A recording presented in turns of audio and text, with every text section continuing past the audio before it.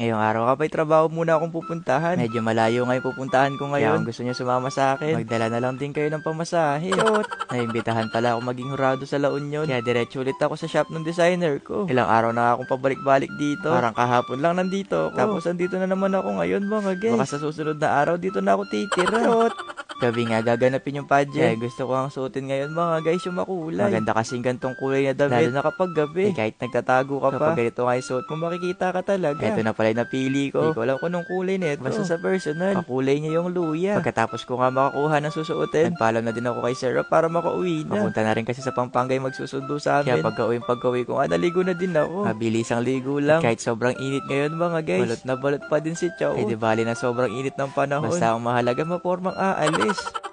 Nagpaalam na din pala kami kay mama. Bukas pa kami makakauwi. Kasi panigurado, kapag ganito ang trabaho yung pinupuntahan, madaling araw na natatapos. Kasama din pala namin ngayon si boss manager. Na hanggang dito nga trabaho pa din. Sa La Union pala yung pupuntahan namin ngayon mga guys. Kaya mula Pampanga, bumiyay yung aming team papuntang La Union. Nasa 3 hanggang 4 na oras yung biyahe. At sa buong biyahe nga namin, nakuha ni ate yung tulog. Napuyat yata yung kakanood ng K-drama.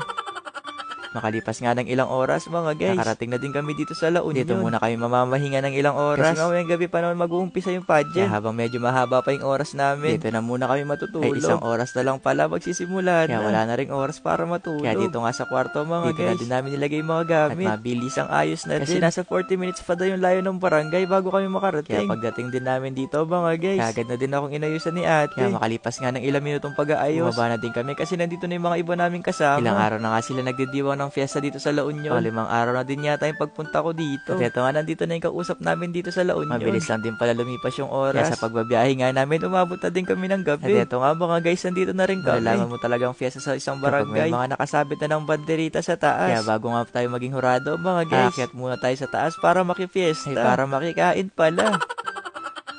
Pinadiretso kasi kami ni Mayor dito kasi may mga hinanda daw siyang pagkain. Saktong-sakto nga. Kasi di pa pala ako makain. Dinamihan ko na din pala yung pagkain ngayon. Kasi panigurado, madaling araw na to matatapos. Kaya pagkatapos nga namin makakain, pinababa na din kami para mapasuot na yung kwintas. Ay, kwintas ba yung tawag dito? Basta kapag nag-judge nga ako, yung kadalasan na sinasabit sa amin. Nagsuot na din pala ako ng salamin para mas makita ko sila ng maayos. Baka mamekos-mekos yung mga score mga guys. Shot! Ang ganda nga ng upuan ko dito. Talagay ko nga dito mga guys, para rin akong principal sa eskwelahan. Ay siguro kung ako yung principal nyo, uminit lang ng konti yung panahon, wala nang pasok. At kapag umulan naman, hindi na problema yun. Kasi ipapakisami ko yung buong eskwelahan. Chot! Shout out nga sa 2 batang hinahanap yung mga piso net ko. Sabi ko sa kanila, sa susunod na punta ko dito, dadalhin ko na lang.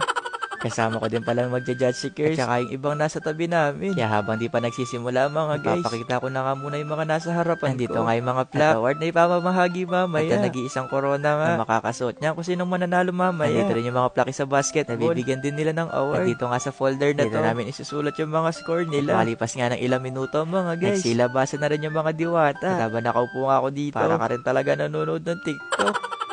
Kasi ganyan yung mga suot ng mga nag-aasoka. At saka yung trending nga ngayon, yung Pilipinas. Kaya susuot nga nilang costume. Para ka rin talaga nanonood ng TikTok. Kaya sobrang nahihirapan din ako sa pagbibigay ng score mga guys. Pero kahit ganun pa man, lahat nga kaming judge dito. Iko-compute yung mga nabigay naming score. At kung sino nga yung pinakamataas, siya yung mananalo. Katapagbigay din namin ng score. Ay kumukuha din papel para sila na yung mag-compute. May iba din pala nag-perform dito. Kaya di rin talaga nakakainit. At syempre mga guys, sa tuwing nag-judge nga ako, hindi talaga pwedeng mawala yung pagmumukbang. Pero mamaya na ako magmumukbang mga guys. Kasi pinakikilala kami mga judge. Kaya di ko na tinuloy muna yung pagkain. Baka sabihin matakaw si Chow. Pero pagkatapos nga pagpakilala, balikan ulit natin itong kinakain kong lasagna. Habang kumakain nga ako dito, yung mga nasa tabi ko na nasa taas, nagpapashari route. Pagkatapos nga nilang lumabas na naka-costume, nandito na tayo sa exciting part. Question and answer nga. Kada isang candidate nga, meron silang isang katanungan. Medyo mahihirap yung mga tanong. Kaya pagalingan na nga lang din. Kung sino nga yung pinakamagaling, siya talaga yung mananalo. Habang kinocompute nga nila yung mga score mga guys. At eto nga, pinakyat pa si Chawat sa taas. Sabi nga ng mga tao dito, sobrang galing ko daw kumanta.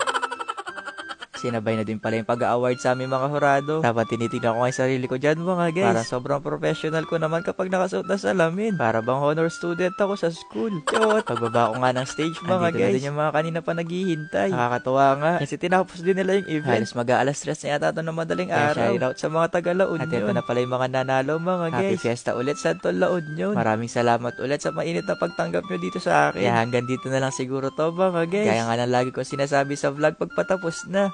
Ayun lang. Bye-bye!